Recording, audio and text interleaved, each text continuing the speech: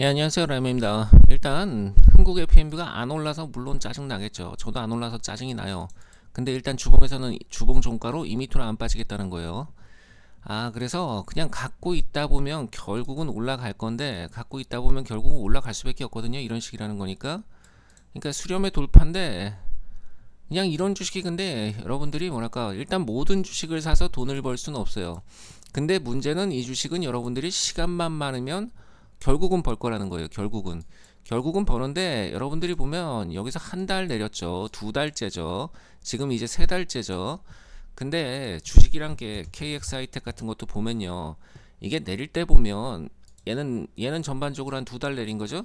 두 달 내리고 여기서 갭상 때리고 하루에 올라오잖아요.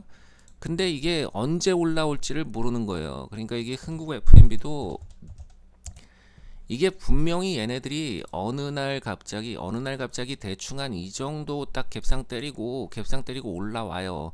올라오는데, 근데 문제는 그게 언제 올라올지 모르니까 계속 들고 있든가, 아니면은 뭐 그래도 거의 뭐 본전일 거 아니에요. 그냥 팔고 나가시든가, 그건 여러분들이 선택하셔야 돼요. 결국 한 이 정도 저항대를 뚫으면서 한번 세울 건데, 그 타이밍이 솔직히 요번 달이 될지 다음 달이 될지 이런 거는 기약이 없는 거예요. 그냥 어느 날 갑자기 세우는 거예요. 저는 사실 계속 들고 있을 건데, 여태까지도 기다렸다면 앞으로도 들고 있을 거긴 한데, 최근에 사실 반도체 말고는 사실 한국장의 뭐 다른 섹터에서는 뭐 건설, 광통신, 뭐 각종 테마가 있겠지만, 사실상 몇 개 테마를 제외하고는 오른 게 없어요. 오른 게. 그러니까 뭐 어떻게 보면은 차별이 되게 심하다는 거죠. 안 오르는 놈은 계속 안 올라.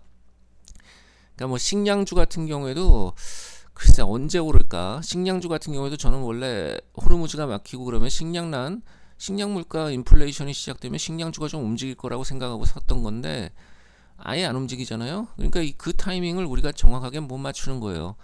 저는 이 주식이 여전히 뭐 그냥 거의 본전이에요. 손해가 크지 않을 거 아니에요, 여러분들도. 그러니까 이 주식이 재미가 없으면 그냥 나가시면 돼요. 사실 모든 주식을 사서 다 돈을 벌 수는 없는 거고, 이런 주식은 기다리기만 하면 결국 벌겠지만, 못 기다린다면 그건 팔고 나가는 수밖에 없는 거예요. 그래서 뭐 각자 잘 판단하시고요. 저는 사실 그냥 이때 산 거나 지금 산 거나, 사실 지금 팔고 나가도 그냥 돈 못 번 셈 치고 나가면 되거든요. 아니 근데 저는 벌 수 있을 것 같기 때문에 계속 들고 있을 생각이에요. 그냥 어느 날 갑자기 순식간에 올라버릴 거기 때문에 그 타이밍을 우리가 모를 뿐이에요. 뭐 그냥 계속 들고 있다 보면 결국 오르게 돼 있어요. 할인 같은 것도 홈플러스 인수하면서 할인이 한번 오를 수 있거든요. 근데 경계선이에요. 여기서 그러니까 얘도 마찬가지로 그냥 이 정도 저항대를 넘어야 오른다는 거잖아요. 지금 피레침만 만들면서 못 넘고 있다는 건, 글쎄 홈플러스를 인수하면 급등할 수 있어요. 그렇게 생각해요. 하림이라는 회사랑 홈플러스랑 뭔가 맞잖아요.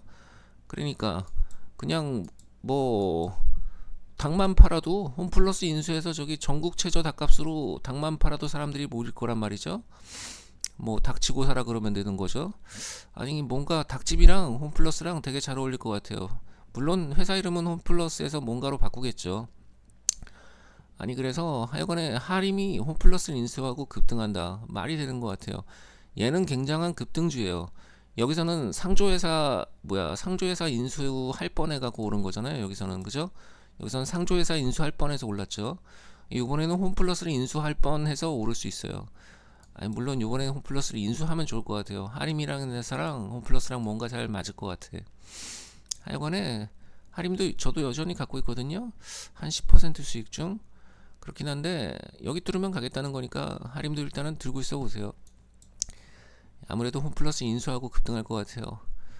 에, 일단 뭐 그래서 식량주가 되게 애매한 것 같아요. 그러니까 하림은 뭐 홈플러스 인수해서 올라갈 수 있을 것 같은데, 흥국 FMB는 뭐로 오를까? 모르겠네. 뭐 근데 하여간에 여러분들이 반도체를 주력으로 갖고 있고 다른 로또 주식, 흥국 FMB도 사실상 로또 주식이거든요.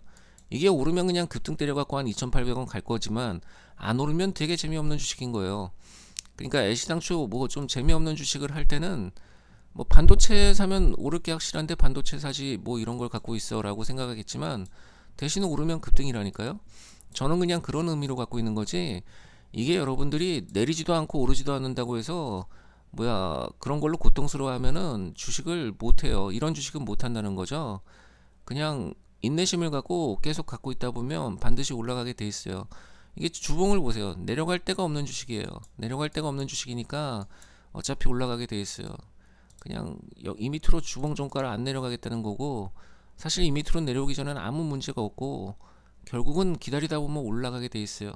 근데 여러분들이 그걸 못 기다린다면 그건 제가 어떻게 할 수 있는 게 아니에요. 저는 기다릴 수 있거든요. 감사합니다.